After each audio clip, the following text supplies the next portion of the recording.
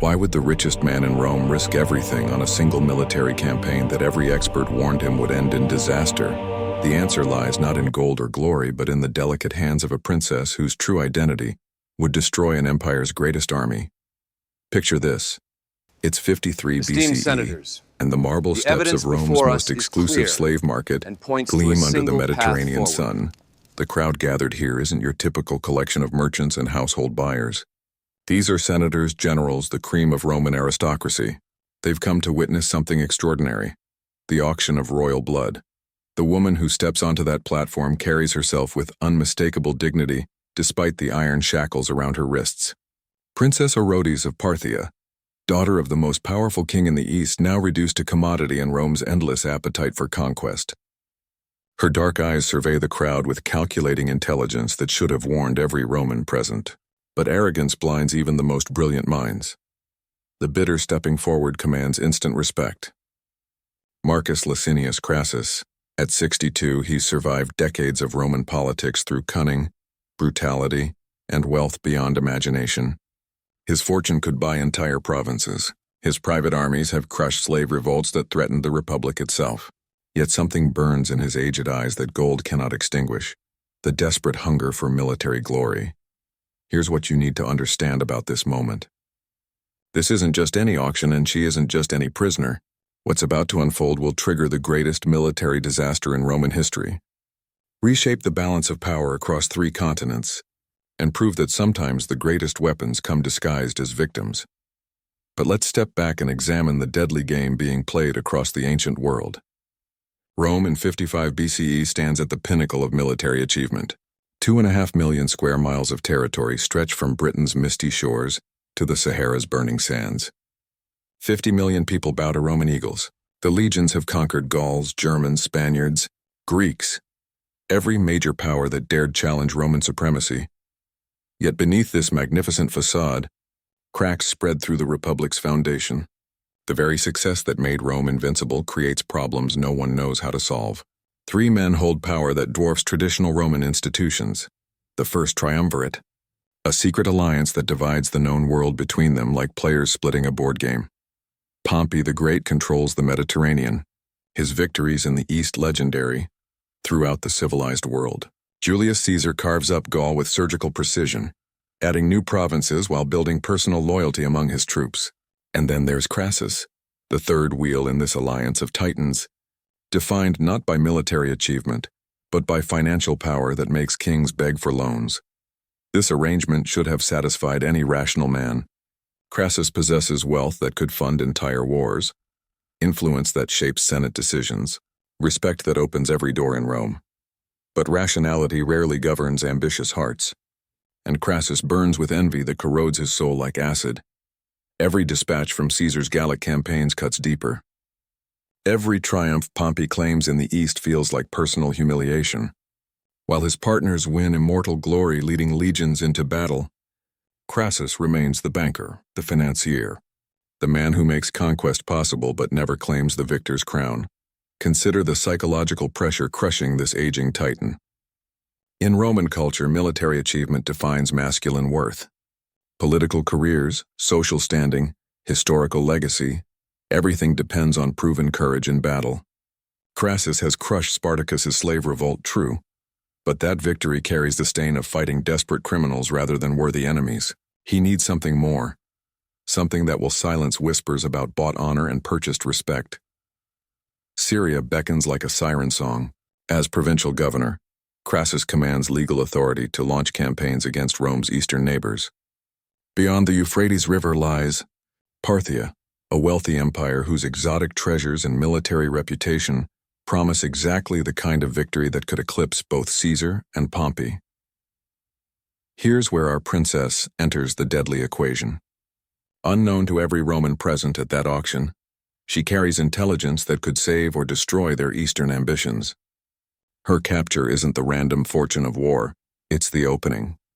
Move in a chess game that will reshape the ancient world. But what the Romans don't realize is that Princess Orodes possesses something far more dangerous than royal blood or political connections. She understands both civilizations intimately, Roman directness and Eastern subtlety, Roman tactical thinking and Parthian strategic patience. This dual knowledge makes her uniquely positioned to exploit Roman weaknesses that even they don't recognize. The gold changes hands, the shackles transfer ownership, and Crassus believes he's acquired an exotic trophy to grace his Syrian palace. In reality, he's just purchased the instrument of his own destruction. Every conversation she overhears, every tactical discussion she witnesses, every strategic plan revealed in her presence flows eastward through intelligence networks Rome never suspects exist. Archaeological evidence from sites across Syria reveals the sophistication of these spy networks. Coded messages scratched into pottery, hidden compartments in merchant wagons, coordinated signal systems using temple fires. The Parthians have turned espionage into high art while Romans rely on brute force and assume they're enemies. Share their straightforward approach to warfare. What you're about to discover will shatter everything you thought you knew about Rome's greatest military disaster. This isn't just the story of one battle or one general's ambition. It's the tale of how cultural arrogance, strategic blindness, and the desperate hunger for glory created the perfect conditions for an empire's humiliation. The princess walking in chains through Rome's streets carries more than royal dignity. She carries the seeds of Roman defeat, carefully planted and patiently tended until they bloom into catastrophe that will echo through the centuries. What made Roman legions the most feared fighting force in the ancient world? The answer isn't found in superior weapons or tactical brilliance, but in a systematic approach to warfare that transformed killing from art into science. Stand on any battlefield where Roman eagles once flew, and you'll understand why enemies trembled at the sound of marching feet. These weren't just soldiers. They were components in history's most sophisticated military machine. Each man trained to function as both individual warrior and part of a larger organism that could adapt, survive, and destroy with mechanical precision. Consider the basic structure that made this possible. A full-strength legion contained exactly 5,120 men, organized in a hierarchy that maximized both flexibility and command control. 10 cohorts of 5-12 men each, every cohort divided into centuries of 64 soldiers. Every century led by a centurion who'd proven his worth through combat experience rather than political connections. But here's what separated Roman organization from every other ancient army. Redundancy built into every level. If a centurion fell, his second in command immediately assumed control. If a cohort broke under pressure, surrounding units filled the gap without waiting for orders. The system functioned regardless of casualties, confusion, or the fog of war that paralyzed less disciplined forces. The tactical genius of this structure becomes clear when you examine how Romans deployed for battle. First line, hastati, young men hungry for glory and advancement, their eagerness channeled through iron discipline.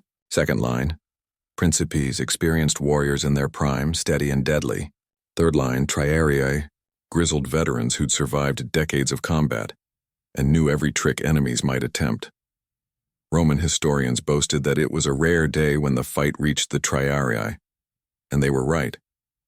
Most enemies broke against the first two lines, their courage shattered by the disciplined violence of men who'd trained for this moment since childhood.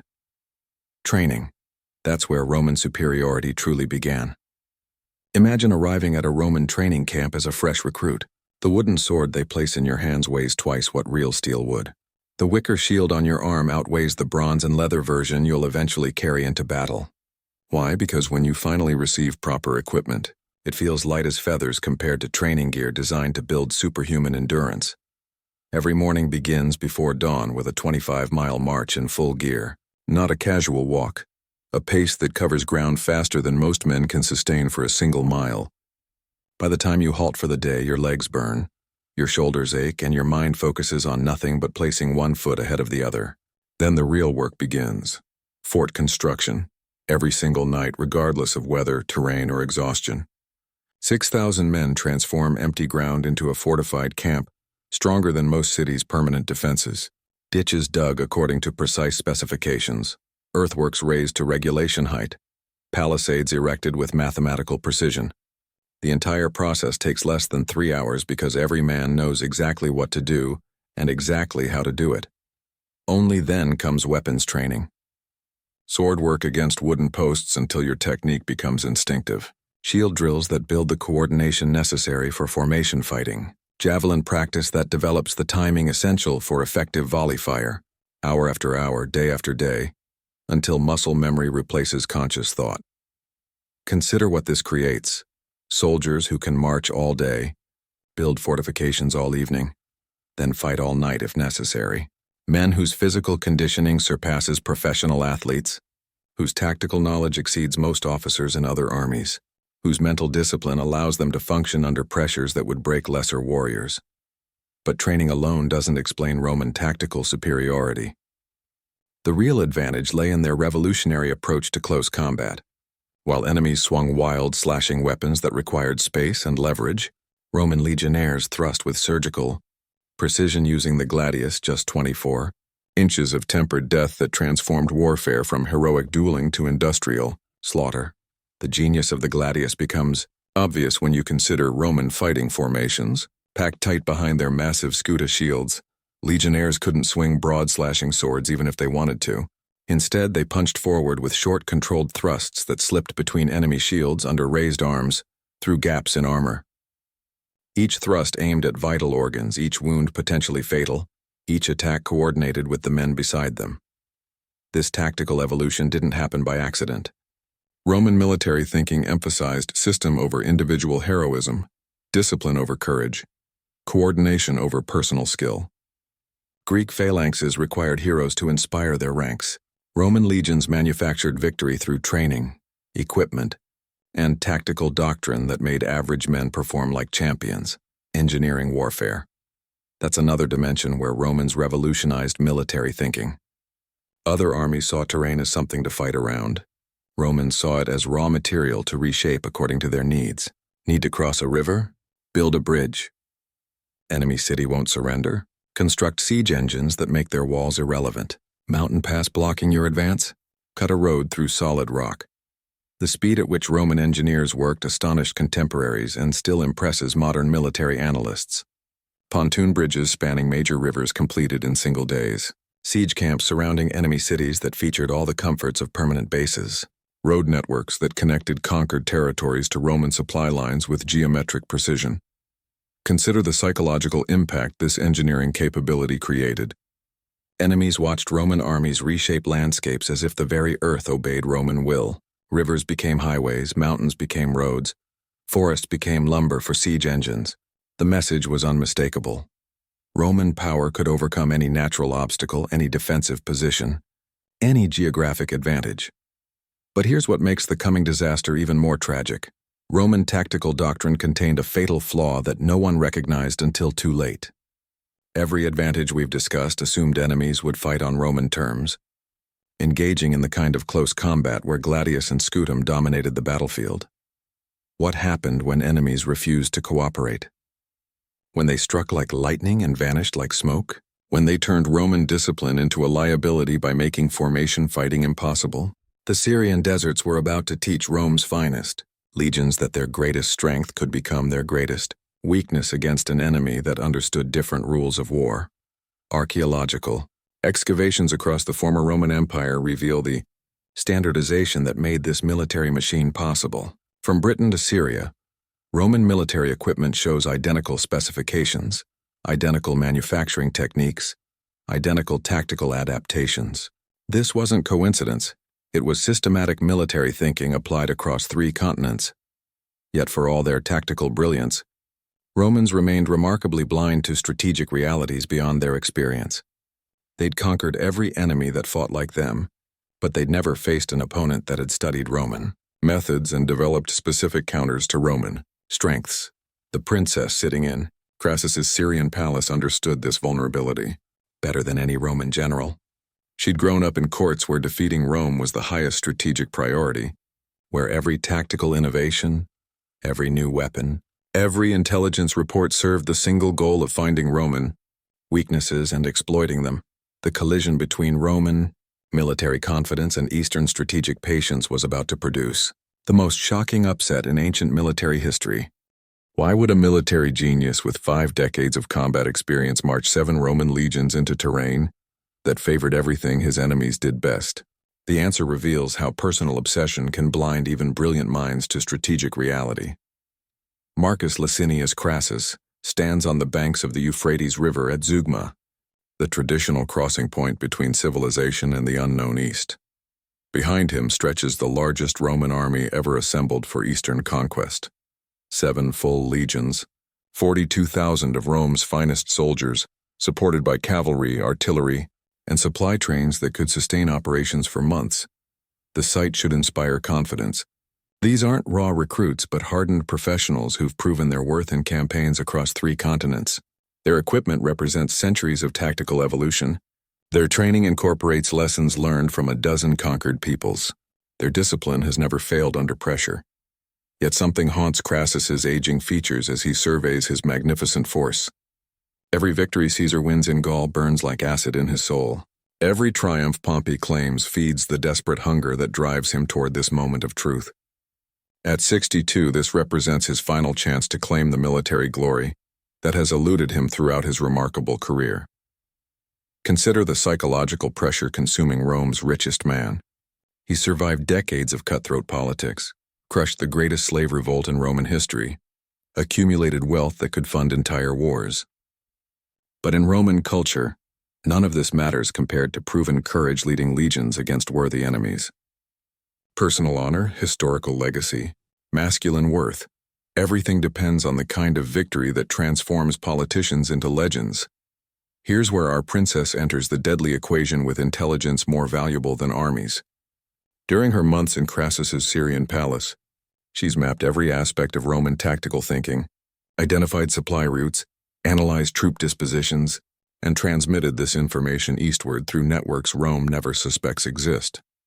To Roman eyes, she represents a trophy wife, exotic, decorative, harmless.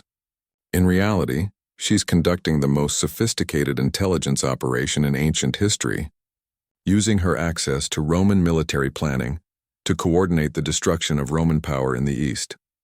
But Crassus remains blind to the trap closing around him because he's fighting the wrong war. He's preparing to refight Spartacus's rebellion on a larger scale, assuming that superior training, discipline, and equipment will overcome any Eastern resistance, just as they've overcome every previous enemy. The route selection reveals how completely Roman thinking has been compromised. 2 paths lead from Syria into Parthian territory. The northern mountain route through Armenia, difficult but defensible, with allied King Artavasdes offering 10,000 cavalry as support, or the direct desert route across Mesopotamian flatlands, faster but completely exposed to enemy harassment. Every Roman military manual recommends the mountain route. Artavasdes personally warns Crassus that desert fighting favors Parthian tactics. The Armenian king's scouts report massive enemy formations assembling in exactly the terrain where Crassus wants to fight. Logic, experience, and allied intelligence all point toward the northern route. Crassus chooses the desert. Why? Because the princess has filled his mind with carefully crafted intelligence about Parthian weaknesses, internal divisions, and opportunities for quick victory that exist only in her imagination. Every piece of information she provides draws the Roman army deeper into terrain, where their tactical advantages become liabilities. The march begins with typical Roman efficiency. Disciplined columns advance at regulation pace. Scouts range ahead according to standard procedures. Supply trains follow established protocols. Everything appears normal because Romans are doing exactly what they've always done, applying proven methods to an unfamiliar situation without considering whether those methods remain relevant.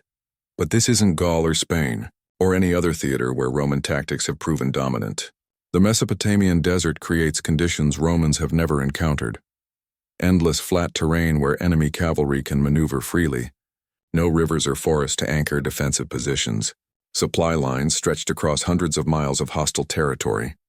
Unknown to the advancing legions, Parthian scouts shadow their every movement, reporting Roman dispositions to commanders who've spent months preparing for this exact scenario.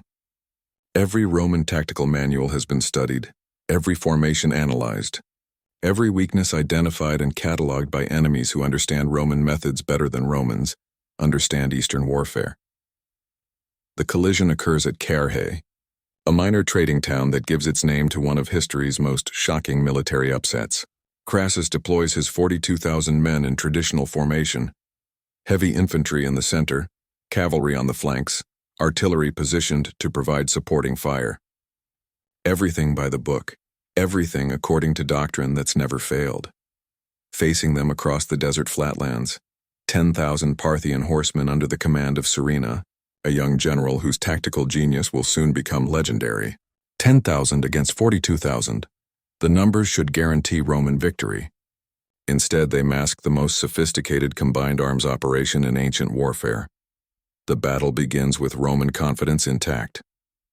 Legionnaires advance in testudo formation, their interlocked shields creating mobile fortresses that arrows bounce off harmlessly. This is exactly what they've trained for: disciplined infantry movement under fire, maintaining formation while closing with the enemy, bringing superior close combat skills to bear at decisive range. But the enemy refuses to cooperate. Instead of standing to receive the Roman charge, Parthian horse archers circle like wolves around a wounded buffalo, shooting and withdrawing, never offering the static target Roman tactics require. Worse, when Roman cavalry moves to drive them off, Parthian cataphracts, heavily armored shock cavalry, emerge from concealment to shatter Roman horsemen and expose the legion's flanks. Hour after hour, the arrow storm continues. Parthian supply camels bring endless ammunition, while Roman casualties mount steadily. The testudo formations that should provide protection become death traps as concentrated archery finds gaps between shields. Exhaustion weakens defensive discipline, and heat turns Roman armor into ovens. Consider the psychological horror of this situation from a legionnaire's perspective. Everything you've trained for, every tactical advantage you possess becomes meaningless when enemies refuse to fight on your terms. Your gladius might as well be a kitchen knife for all the good it does against opponents who stay beyond its reach. Your shield designed to stop sword thrusts can't deflect the storm of arrows falling from every direction. The crisis deepens when young Publius Crassus leads a desperate cavalry charge to break the Parthian encirclement. It's exactly the kind of bold tactical gamble that's worked in previous campaigns. Concentrate superior force at the decisive point, smash through enemy lines, roll up their formation from the flank. Instead, it becomes a slaughter. Publius's head returns to the battlefield on a Parthian spear, displayed before his father's horrified eyes. The message is unmistakable. Roman tactical superiority means nothing when enemies dictate the terms of engagement. As Roman resistance collapses, Princess Orodes appears on the battlefield, not as prisoner or trophy but as Parthian royalty. The intelligence she gathered, the trust she built, the secrets she learned, all weaponized against the man who thought he owned her. The conversation between Crassus and his captors reveals the depth of Roman miscalculation. Offered terms for surrender, the old general still can't comprehend what's happened. He speaks of Roman reinforcements, of Senate support, of tactical adjustments that will reverse his fortunes. Reality hasn't penetrated the bubble of assumptions that led him to this moment. But Serena understands Roman psychology perfectly. The molten gold poured down Crassus's throat represents more than execution. It's symbolic commentary on the greed that drove Rome's richest man to seek glory beyond his borders. The golden head that once ruled Syrian provinces becomes a prop in Parthian theatrical performances, mocking Roman ambitions for eastern conquest. When the sun sets on Carrhae, 20,000 Romans lie dead, 10,000 march eastward as slaves, and only scattered survivors carry news of the disaster back to Syria. More than an army has died. Roman confidence in tactical invincibility expires with the last legionnaire's breath. The princess's revenge succeeds beyond imagination, but its consequences extend far beyond personal satisfaction or even Parthian strategic gains. The balance of power across 3 continents shifts in a single day's fighting, and Rome learns that some enemies are too dangerous to underestimate. How does news of the greatest military disaster in Roman history transform from battlefield catastrophe into political opportunity? The answer reveals why empires often face greater danger from internal enemies than external ones. The messenger who staggers into Rome carries more than news of Carrhae. He carries the death certificate of the first triumvirate. 3 men once divided the world between them like players splitting a board game. But with Crassus dead and his legions destroyed, the careful balance that prevented civil war crumbles into dust. In the marble halls of the Senate House, old guard Republicans who've spent decades plotting the triumvirate's destruction can barely contain their satisfaction. Cato the Younger, Cicero, Bibulus, these guardians of traditional Roman values have waited patiently for this moment when personal ambition would create the opening they need to restore constitutional government, but they're not the only ones calculating advantage from Crassus's death. In his villa outside Rome, Pompey Magnus receives the news with mixed emotions that reveal the complex psychology of power. Crassus's elimination removes a rival, true, but it also destroys the buffer that kept direct confrontation with Caesar from becoming inevitable. Consider Pompey's impossible situation. His military achievements, once legendary, now pale beside Caesar's recent Gallic conquests. His wealth, accumulated through decades of Eastern campaigns, seems modest compared to the gold flooding Rome from conquered territories across the Rhine. Most dangerous of all, he's become the safe choice. The triumvir senators tolerate because he represents order rather than revolution. The political mathematics are stark and unforgiving. With 3 partners, each could play the others against their shared rivals. With only 2, every political question becomes a zero-sum contest where one man's gain requires the other's loss. Compromise becomes impossible when compromise means accepting permanent subordination. Meanwhile, Caesar's letters from Gaul arrive like clockwork, each detailing fresh victories that reshape the strategic landscape. Helvetii crushed in a single campaign, Germanic tribes driven back across the Rhine, British expeditions that extend Roman power beyond the known world. Every triumph pushes Rome closer to civil war by making accommodation between remaining triumvirs impossible. But here's what most historians miss. The real battle isn't fought with swords and shields, but with gold and promises, bribes and blackmail. Caesar's Gallic conquests flood Rome with precious metal that literally destabilizes the economy while buying political loyalty at every level of government. Every senator has a price, and Caesar can afford them all. Consul candidates receive campaign funding that ensures victory. Tribunes discover that supporting Caesar's legislation brings financial rewards beyond their dreams. Even Pompey supporters find Caesar's gold more attractive than Pompey's promises of future advancement. The Senate's impossible position becomes clear when you examine the constitutional crisis consuming Republican institutions. Rome's government was designed for a Mediterranean city-state, not a transcontinental empire. Every provincial command creates a potential rival to central authority.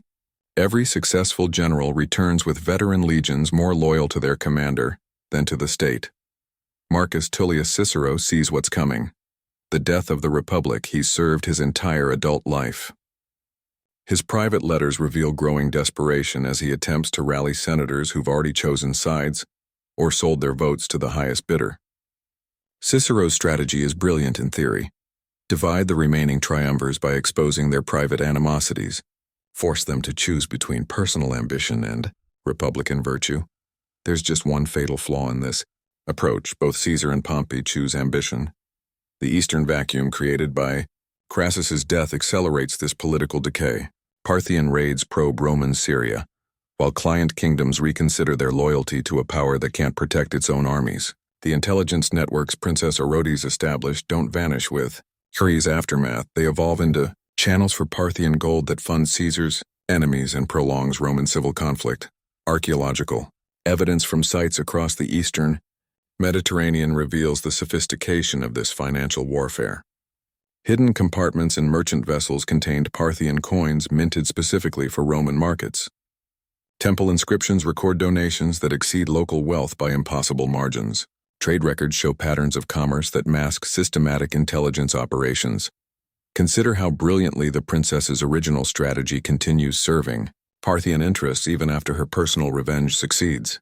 Every Roman political faction that receives Eastern funding becomes more willing to fight other Romans rather than unite against external enemies. Every civil war that Eastern gold helps prolong weakens Roman capacity for revenge against Parthian territory. But the most dangerous consequence of Carrhae isn't military or financial, it's psychological. Roman confidence in inevitable victory dies with Crassus's legions, replaced by questions that undermine the cultural assumptions supporting imperial expansion.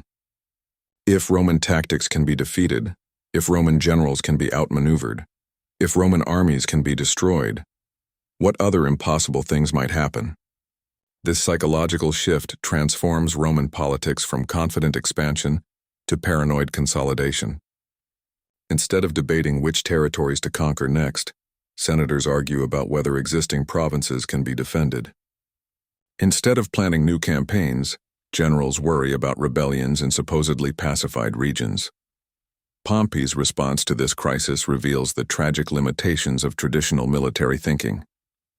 He begins planning campaigns to restore Roman prestige in the East, assuming that battlefield victory can repair political damage.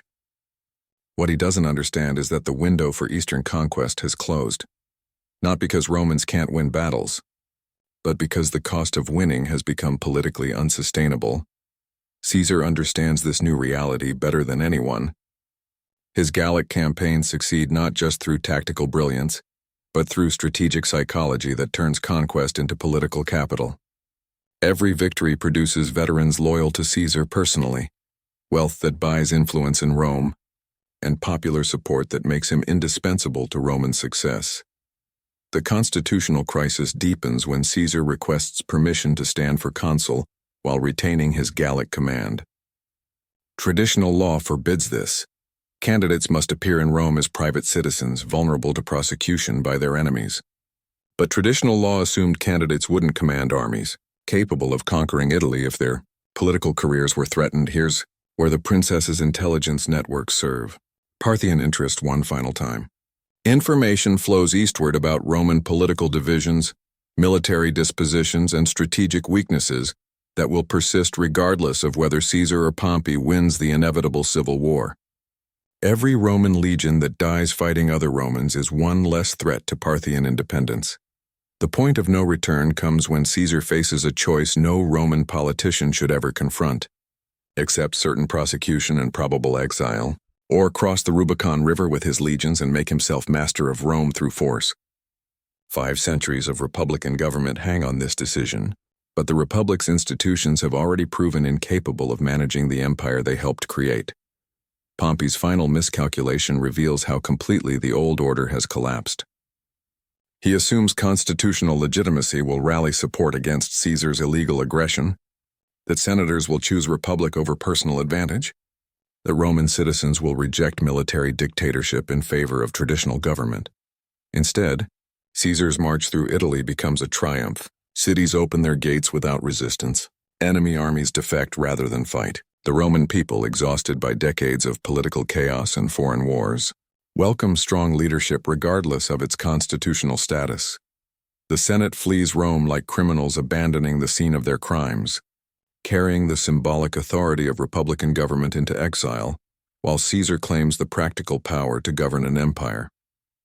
Pompey's supporters discover that legitimacy without strength is worthless, while Caesar's enemies learn that opposing inevitable change only ensures their destruction. But the real winner of this political collapse sits in a Parthian palace, watching intelligence reports detail the systematic destruction of Roman power through civil war.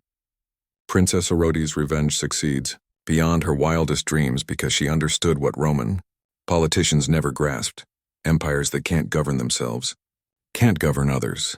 The intelligence network she established, the financial channels she opened, the strategic patience she demonstrated, all become permanent features of Parthian policy toward Rome. What began as personal vengeance evolves into systematic strategy that will resist Roman Eastern expansion for centuries. Rome's greatest military disaster creates its greatest political crisis, and both serve the interests of enemies who understand that patient strategy defeats brilliant tactics, that information warfare trumps conventional combat, and that empires destroy themselves when their leaders confuse personal ambition with national interest. What happened when news of 42,000 Roman casualties reached the markets, bathhouses, and dinner parties where ordinary people lived their daily lives? The answer reveals how military disasters reshape entire civilizations beyond the battlefield. Picture a Roman housewife in the Subura district learning that her legionnaire husband won't return from Syria. She's not just losing a spouse, she's losing economic security, social status, and legal protection in a society that defines women through their relationships with men. Multiply this personal tragedy by 20,000, and you begin to understand how Carrhae's aftermath rippled through Roman society like an earthquake, but the princess's story represents more than individual suffering. She embodies Rome's complex relationship with the civilized East. To Roman eyes, she proved their superiority over barbarian kingdoms, a living trophy that demonstrated the inevitable triumph of Roman culture over Eastern decadence. In reality, she represented everything Romans couldn't understand about the sophisticated civilizations they sought to conquer. Consider what her presence in Crassus's household revealed about Roman assumptions. Here was a woman who spoke perfect Latin, understood Roman law, could discuss philosophy with senators and military strategy with generals. Yet Romans dismissed this intelligence as exotic entertainment, rather than recognizing it as evidence of educational systems that matched or exceeded their own. This cultural blindness extended throughout Roman society. In the slave markets where Princess Orodes was sold, you'd find Greek tutors whose intellectual achievements surpassed their Roman masters, Germanic craftsmen whose technical skills exceeded local artisans, Syrian merchants whose commercial networks spanned continents. Rome's empire ran on enslaved expertise. Yet Romans never questioned whether their barbarian subjects might possess knowledge worth studying rather than simply exploiting. The economic impact of Carrhae transformed Roman households in ways that took years to understand fully. Slavery formed the foundation of Roman prosperity. Conquered peoples provided the labor that allowed Roman citizens to pursue politics, military service, and cultural achievement. When military expansion stalled after Carrhae, this system began showing dangerous strains. Syrian traders who once brought Eastern luxuries to Roman markets now found their supply lines disrupted by Parthian raids. Silk became scarce, spices expensive, precious stones nearly impossible to obtain. Roman aristocrats who'd grown accustomed to Eastern refinements discovered that military failure had consequences that reached into their dining rooms and bedrooms. But the cultural impact ran deeper than economic disruption. Roman identity was built on the assumption of inevitable military victory, the belief that Roman methods represented the pinnacle of human achievement, the conviction that conquered peoples should feel grateful for the opportunity to join Roman civilization. Carrhae shattered these comfortable illusions. If Romans could be outfought by Eastern enemies, if Roman generals could be outmaneuvered by barbarian commanders, if Roman legions could be destroyed by opponents they'd dismissed as inferior, what did this mean for Roman claims of cultural superiority? The princess's intelligence operation exposed another uncomfortable truth about Roman society. For all their military might, Romans remained remarkably naive about the civilizations they conquered. They assumed that subjects who adopted Roman dress and spoke Latin had genuinely embraced Roman values, never suspecting that cultural conformity might mask continued loyalty to non-Roman identities. This assumption proved particularly dangerous in the eastern provinces, where local elites maintained connections to Parthian courts while serving Roman interests. The same Syrian merchant who sold Roman goods might also carry intelligence eastward. The same client king who attended Roman ceremonies might also coordinate resistance activities with Parthian agents. Archaeological evidence from Syrian sites reveals the complexity of these dual identities. Roman-style villas contained hidden shrines to Eastern deities. Latin inscriptions appeared alongside Aramaic texts that expressed very different sentiments about Roman rule. Trade goods showed patterns that suggested systematic intelligence gathering rather than purely commercial relationships. Consider how this cultural warfare affected ordinary people's daily lives. A Syrian family might speak Latin in public while maintaining Aramaic traditions at home. Children learned Roman history in school but heard different stories from their grandparents. Religious ceremonies honored Roman gods while preserving Eastern practices that connected families to pre-Roman identities. The princess understood these tensions intimately because she'd grown up navigating similar complexities in Parthian courts. Eastern nobility learned Roman customs not from admiration but from strategic necessity. Understanding your enemy's culture provides advantages that ignorance cannot match. Roman military colonies established throughout the eastern provinces created additional cultural friction. Veterans who received land grants as retirement rewards often knew nothing about local farming methods, spoke no native languages, and maintained Roman customs that seemed bizarre to indigenous populations. These settlement patterns generated exactly the kind of resentment that Parthian agents could exploit. Displaced Syrian farmers provided ready recruits for intelligence networks. Unemployed local craftsmen, replaced by Roman veterans with different skills, became willing sources of information about Roman military preparations. The integration policies that worked well in Western provinces, Gaul, Spain, Britain, proved inadequate for Eastern territories with their own sophisticated governmental traditions and cultural achievements. Romans could impose their will through military force, but they couldn't achieve the genuine loyalty that made Western conquests permanent. Marriage customs reveal another dimension of this cultural complexity. Roman law allowed marriages between citizens and non-citizens, but the social status of such unions remained ambiguous. Children of mixed marriages faced questions about their identity that purely Roman families never confronted. Princess Orodes' marriage to Crassus represented the extreme version of this cultural mixing. Royal, Eastern blood joined to Roman wealth and power. To Romans, this seemed like the ultimate proof of their civilizational superiority. To Easterners, it looked like strategic infiltration of Roman decision-making processes. The religious implications of Carrhae's aftermath proved particularly significant for Roman cultural development. Eastern mystery cults, Mithraism, Christianity, various Syrian and Egyptian traditions, offered spiritual experiences that traditional Roman state religion couldn't match. Roman matrons who'd lost husbands in Eastern campaigns often found comfort in foreign deities who promised reunion beyond death. This religious syncretism represented more than theological evolution. It marked the beginning of cultural transformation that would eventually reshape Roman civilization entirely. The same Eastern influences that Romans tried to suppress through military conquest gradually conquered Roman hearts and minds through voluntary adoption. Educational systems reflected similar changes. Wealthy Roman families increasingly employed Greek and Eastern tutors who brought non-Roman perspectives into elite households. Children who learned philosophy, mathematics, and literature from enslaved intellectuals absorbed ideas that challenged traditional Roman values. The princess's educational background exemplified this Eastern intellectual sophistication.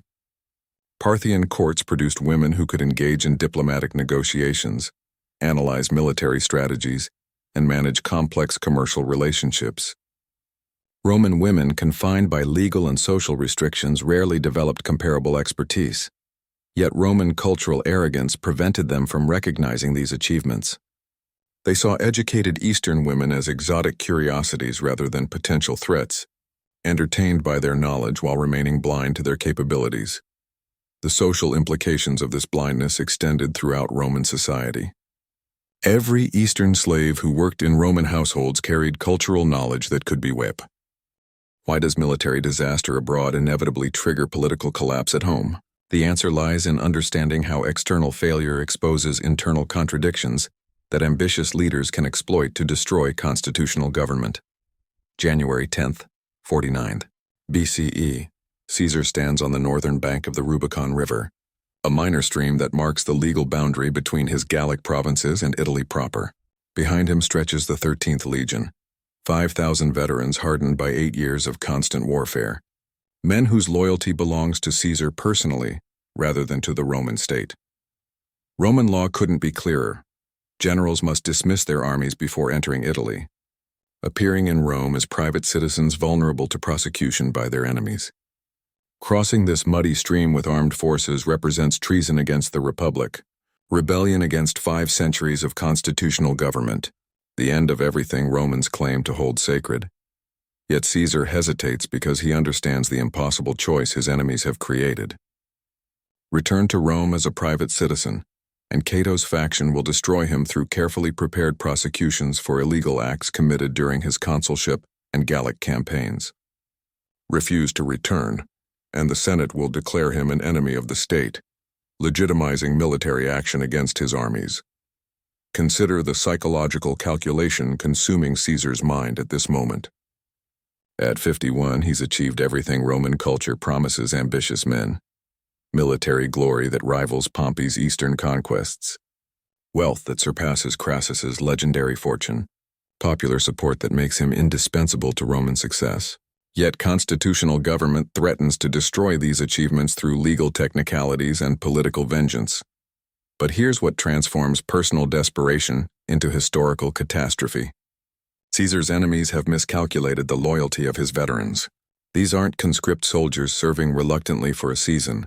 They're professionals who followed Caesar through 8 years of continuous combat, men whose fortunes depend entirely on their commanders' success. When Caesar finally speaks the words that doom the Republic, Alea iacta est, the die is cast. He's not just crossing a river, but crossing the line between constitutional government and military dictatorship. The soldiers who follow him understand exactly what this means, and they choose Caesar over Rome without hesitation. Meanwhile, in the Parthian court at Ctesiphon, Princess Orodes receives intelligence reports about Roman political divisions with satisfaction that borders on triumph. Her revenge against Crassus succeeded beyond imagination, but its consequences continue serving Parthian interests. Through the systematic weakening of Roman power via civil war, the intelligence networks she established during her captivity don't vanish with Carrhae's aftermath. They evolve into permanent channels for Eastern influence on Roman politics. Parthian gold flows westward through Syrian merchant routes, funding Caesar's enemies and ensuring that Roman civil conflict continues as long as possible. Consider the strategic brilliance of this approach. Direct military confrontation with Rome risks everything on battlefield outcomes that skilled Roman generals might still achieve. But supporting Roman civil war through financial aid and intelligence assistance guarantees that Roman strength bleeds away regardless of individual battle results. Caesar's march through Italy reveals how completely the old constitutional order has collapsed. Town after town opens its gates without resistance, welcoming Caesar's veterans as liberators rather than invaders. The Roman people, exhausted by decades of political chaos and foreign military disasters, embrace strong leadership regardless of its legal status. Pompey's response to this crisis exposes the tragic limitations of traditional republican thinking. He assumes constitutional legitimacy will rally support against Caesar's illegal aggression, that senators will choose republic over personal advantage, that Roman citizens will reject military dictatorship in favor of ancestral government. Instead, Pompey discovers that legitimacy without strength means nothing in a world where violence determines political outcomes. His supporters begin deserting to Caesar's cause as soon as it becomes clear that resistance might prove futile. Even senators who philosophically oppose Caesar's methods recognize that backing the losing side means exile, confiscation, and possible death. The speed of Caesar's conquest astonishes contemporaries and still impresses modern military analysts. In just 60 days, he transforms from public enemy to master of Italy, achieving through psychology what would have required months of siege warfare. Every city that submits peacefully brings Caesar closer to inevitable victory, while demonstrating that Roman citizens prefer peace under dictatorship to continued war under constitutional government.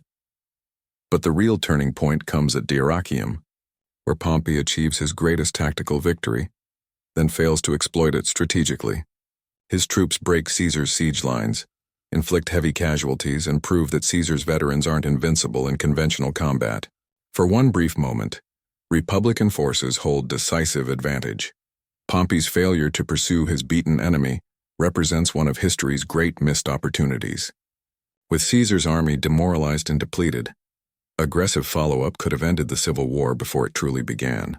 Instead, Pompey hesitates, allowing Caesar to retreat, regroup, and prepare for the decisive confrontation that will determine the Republic's fate. The intelligence flowing eastward through Princess Orodes' networks ensures that Parthian leaders understand these developments better than most Romans. Every Roman legion that dies fighting other Romans is one less threat to Parthian independence. Every month that civil war continues strengthens Eastern resistance to Roman expansion. Archaeological evidence from sites across the Eastern Mediterranean reveals the sophistication of these intelligence operations. Hidden compartments in merchant vessels contain detailed reports about Roman military preparations. Temple inscriptions record donations that exceed local wealth by impossible margins. Trade records show patterns that suggest systematic information gathering rather than purely commercial activity. Pharsalus. The name still echoes through military history as the battle where republics die. August 9th, 48 BCE, on the plains of central Greece, two Roman armies face each other in the final confrontation that will determine whether constitutional government or military dictatorship rules the civilized world. Pompey commands 45,000 men, including the Republic's finest remaining legions. But his forces lack the cohesion that comes from shared combat experience. Caesar leads only 22,000 veterans, but every man has followed him through the crucible of Gallic warfare. The tactical details reveal how battlefield innovation defeats traditional methods. Pompey deploys according to standard Roman doctrine: heavy infantry in the center, cavalry on the flanks, reserves positioned to exploit breakthrough opportunities. Caesar adopts similar formations but conceals a fourth line of picked troops behind his threatened right wing. When Pompey's cavalry charges Caesar's weaker flank, they initially succeed according to plan. But Caesar's hidden reserve emerges from concealment to strike the Pompeian horsemen in their exposed flank, shattering the attack and exposing Pompey's main battle line to devastating assault. The psychological moment when Republican resistance collapses reveals how civil war differs from foreign conquest. These aren't barbarians fighting for survival. They're Romans who recognize defeat and calculate that survival requires submission. Pompey's legions don't fight to the death. They surrender when continued resistance becomes pointless. Caesar's clemency toward defeated enemies represents brilliant political psychology. Instead of traditional Roman brutality, mass executions, property confiscations, systematic revenge, Caesar offers pardons to his opponents, seeking to heal Republican divisions rather than rule over ruins. But clemency without structural reform merely postpones conflict rather than resolving it. Caesar's pardoned enemies begin plotting renewed resistance before his victory celebrations end, proving that constitutional crisis can't be solved through personal magnanimity alone. Pompey's flight to Egypt and subsequent murder by Ptolemaic ministers represents the pathetic end of Republican government's greatest champion. The man who conquered the East dies on a foreign beach, killed by former clients who calculate that his head will buy Caesar's friendship. Yet even in death, Pompey serves Parthian strategic interests. His elimination removes the Roman general most qualified to restore eastern expansion, ensuring that Caesar will face domestic challenges that prevent renewed campaigns against Parthian territory. The princesses' networks continue channeling intelligence westward long after Pharsalus decides the civil war's outcome. Roman political divisions, military dispositions, and strategic weaknesses all flow eastward to courts where defeating Rome remains the highest priority. What began as one woman's revenge against personal humiliation evolves into systematic strategy that will resist Roman expansion for centuries. The intelligence methods she pioneered, cultural infiltration, long-term network building, financial influence operations, become standard Eastern practice against Roman interests. What happens when military disaster and civil war transform the ancient world's greatest power into something its founders wouldn't recognize? The answer reveals how individual ambitions and personal vengeance can reshape the entire course of human civilization. Caesar's victory at Pharsalus doesn't just defeat Pompey, it proves that republican institutions cannot govern a transcontinental empire. The consulship, senate, and traditional magistracies that managed a Mediterranean city-state buckle under the weight of administering territories from Britain to the Black Sea, from the Rhine to the Sahara. Consider the structural impossibility that destroyed republican government. Rome's constitution assumed citizen soldiers would serve brief terms, then return to civilian occupations. But professional armies loyal to commanders rather than the state make traditional civilian control meaningless. Every successful general becomes a potential rival to central authority. Every provincial command creates opportunities for rebellion. The princess's intelligence networks, established during her captivity and refined through years of careful cultivation, provide the template for systematic Eastern resistance that will persist for centuries. What began as personal revenge evolves into institutional strategy that recognizes Rome's fundamental vulnerability, an empire too large for its governmental system. Archaeological discoveries across Syria and Mesopotamia reveal the sophistication of these operations. Hidden chambers in merchant houses contained maps of Roman fortifications, detailed assessments of legionary strength, and correspondence networks that connected Parthian agents from Armenia to Egypt. The princess didn't just conduct espionage. She created an intelligence infrastructure that outlasted individual operators. But the long-term consequences extend far beyond military intelligence. Caesar's constitutional revolution establishes patterns that will define Western political development for the next millennium. Augustus Caesar's eventual settlement recognizes that empire requires imperial government, but instead of destroying republican forms, he transforms them into elaborate theater that maintains familiar offices while concentrating real power in imperial hands. This constitutional innovation solves Rome's immediate crisis but creates new problems that won't become apparent for generations. Imperial government can manage vast territories more effectively than republican institutions, but it also creates succession crises, provincial rebellions, and military conflicts that republican Rome never experienced. The Eastern implications prove equally significant. Roman civil war provides Parthia with 20 years of free expansion, allowing construction of defensive networks that resist Roman conquest attempts for centuries. Intelligence methods the princess developed, using cultural integration to mask espionage activities, become standard Parthian practice against Roman interests. Economic transformation represents another lasting consequence of this period's upheavals. Civil war costs drain Rome's treasury and force systematic exploitation of provincial wealth to fund metropolitan politics and military campaigns. The taxation patterns established during this crisis will eventually bankrupt the Western Empire and drive provinces to seek barbarian protection. Consider how the princess's story illuminates broader patterns of cultural resistance that will characterize Rome's relationship with sophisticated Eastern civilizations. Her success demonstrates that military conquest doesn't guarantee cultural dominance, that occupied peoples can maintain their own identity while appearing to embrace Roman values. This lesson proves particularly relevant for understanding Rome's eventual failure to integrate Eastern provinces successfully. Unlike Western territories, Gaul, Spain, Britain, where Roman culture achieved genuine popular acceptance, Eastern regions maintained dual loyalties that could be activated during times of crisis. Modern archaeological work continues uncovering evidence of this resistance. Inscriptions that appear Roman on the surface contain coded messages in local languages. Religious sites show architectural features that blend Roman and Eastern elements in ways that preserve non-Roman meanings. Trade goods reveal distribution patterns that suggest intelligence gathering rather than purely commercial activity. The military lessons of Carrhae transform Roman tactical thinking in ways that influence warfare for centuries. Future Eastern campaigns emphasize mobility over mass formation fighting, allied cavalry over pure infantry tactics, and careful intelligence gathering over bold strategic assumptions. Roman generals learned to respect enemies they once dismissed as barbarians. Yet this tactical evolution comes too late to restore Roman confidence in inevitable Eastern expansion.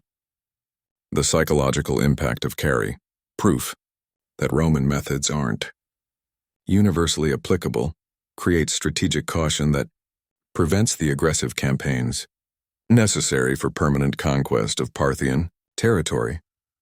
The intelligence warfare dimensions of this conflict provide templates for systematic resistance that influence military thinking well beyond the ancient world. The princess's methods, long-term infiltration, cultural camouflage, coordinated network operations, anticipate techniques that modern intelligence services consider standard practice. Constitutional implications extend throughout Western political development. Rome's transformation from republic to empire establishes the pattern of democratic institutions giving way to autocratic government when external pressures exceed constitutional capabilities. This lesson resonates through subsequent European history as emerging nations struggle to balance democratic ideals with imperial responsibilities. The cultural synthesis produced by Roman-Eastern interaction creates lasting influences on Western civilization. Roman military techniques spread eastward, while Eastern administrative methods, artistic styles, philosophical traditions, and religious practices flow westward. The result is a Mediterranean world that transcends purely Roman or purely Eastern cultural boundaries. Religious transformation represents perhaps the most significant long-term consequence.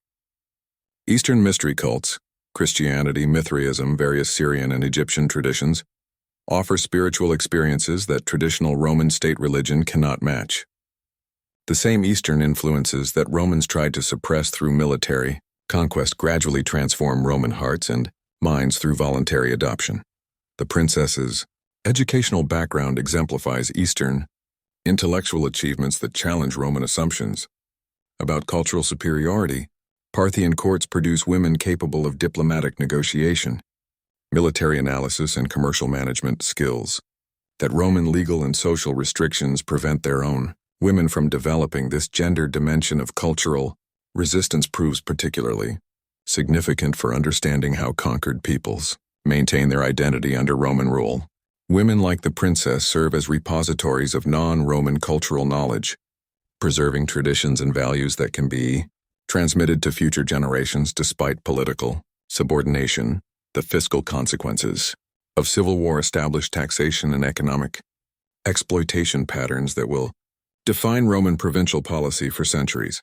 The systematic extraction of wealth from conquered territories to fund metropolitan politics creates resentments that contribute to eventual imperial collapse. Modern historians continue debating whether alternative outcomes were possible. Could republican institutions have adapted to imperial responsibilities without constitutional revolution? Might different personalities, a less ambitious Caesar, a more decisive Pompey, a more strategic Crassus, have prevented civil war entirely? These questions matter because they illuminate the relationship between individual choices and historical inevitability. The princess's decision to pursue revenge, Crassus's obsession with military glory, Caesar's refusal to accept political defeat, each represents a personal choice that contributes to civilizational transformation. Yet, structural pressures seem to have made some form of constitutional crisis inevitable.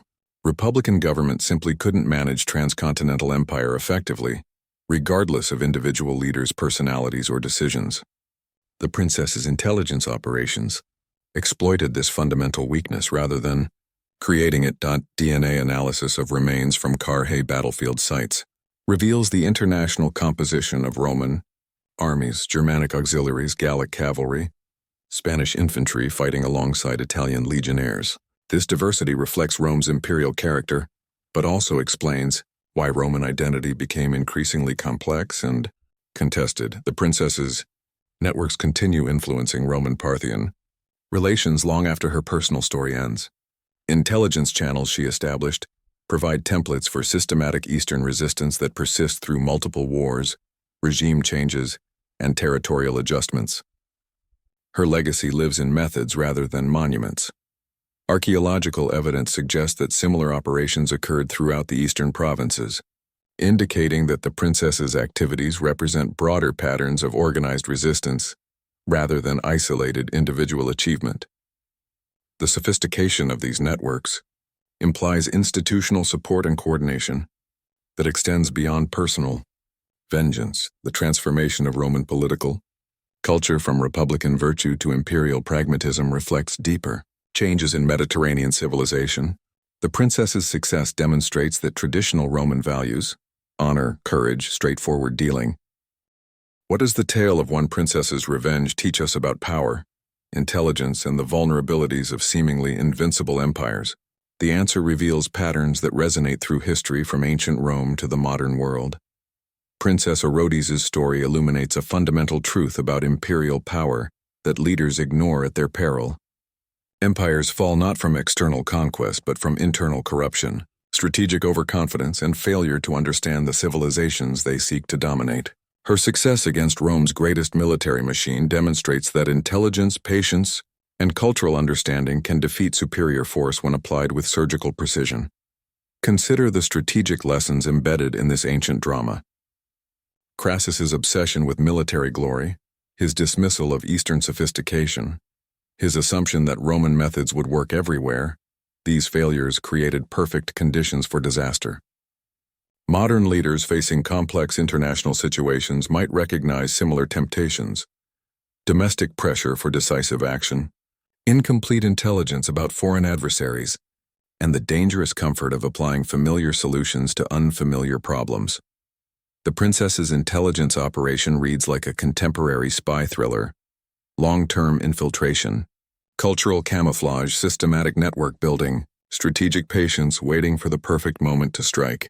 Her methods wouldn't seem foreign to modern intelligence professionals because the fundamental principles of human intelligence gathering haven't changed in 2,000 years. The most effective intelligence operations don't rely on technology but on psychology, understanding what people want to believe and providing information that confirms their biases. The princess succeeded because she told Romans exactly what they wanted to hear about Eastern weaknesses while systematically gathering information about Roman vulnerabilities they never suspected. But this story offers more than tactical lessons about intelligence warfare. It reveals how cultural arrogance creates blind spots that sophisticated enemies can exploit. Romans dismissed Eastern civilization as inferior while remaining willfully ignorant about the advanced political, military, and commercial systems they sought to conquer. This pattern repeats throughout history whenever dominant powers encounter unfamiliar adversaries. The assumption that superior technology or military force guarantees victory ignores the human factors that often prove decisive in complex conflicts. The princess's network succeeded through patience, cultural knowledge, and strategic thinking that made Roman tactical advantages. Irrelevant archaeological discoveries continue, revealing the sophistication of ancient intelligence, operations that historians previously dismissed as primitive. Hidden compartments, coded messages, coordinated communication systems. Evidence suggests that intelligence warfare in the ancient world achieved levels of complexity that modern analysts are only beginning to appreciate. The constitutional crisis that destroyed Republican Rome offers equally relevant lessons for contemporary democracies struggling to balance domestic governance with international responsibilities. Rome's political institutions, designed for a Mediterranean city-state, couldn't adapt to transcontinental empire effectively. Similar pressures challenge modern nations when global commitments exceed constitutional capabilities. Yet, perhaps the most important lesson concerns the relationship between individual choices and historical inevitability. The princess's decision to pursue revenge, Crassus's obsession with glory, Caesar's refusal to accept defeat, each represents a personal choice that contributed to civilizational transformation. Understanding how individual psychology shapes historical outcomes helps us recognize similar patterns in contemporary events. The gender dimension of this story deserves particular attention. The princess achieved strategic objectives that male leaders couldn't accomplish through conventional military means, demonstrating that diverse perspectives and unconventional approaches often provide decisive advantages. Modern organizations that dismiss or undervalue contributions from different cultural backgrounds repeat Roman mistakes at their own peril. Religious and cultural transformation resulting from Roman-Eastern interaction anticipates patterns visible throughout subsequent history. The same Eastern influences that Romans tried to suppress through military conquest gradually transformed Roman civilization through voluntary adoption. This lesson resonates in contemporary debates about globalization, cultural identity, and the complex relationships between political dominance and cultural influence. Intelligence professionals studying this case might note how the princess's networks transcended individual operations to create institutional capabilities that outlasted particular conflicts. Her methods became templates for systematic resistance that influenced Roman-Parthian relations for centuries, suggesting that successful intelligence operations must think beyond immediate tactical objectives. The next time you hear leaders claim easy victory over foreign adversaries, remember Crassus at Carrhae and ask whether they truly understand the forces they're challenging. The past isn't dead. It's a playbook for understanding the present. Your turn to explore. What surprised you most about this ancient intelligence operation? Which historical parallels concern you in contemporary international relations?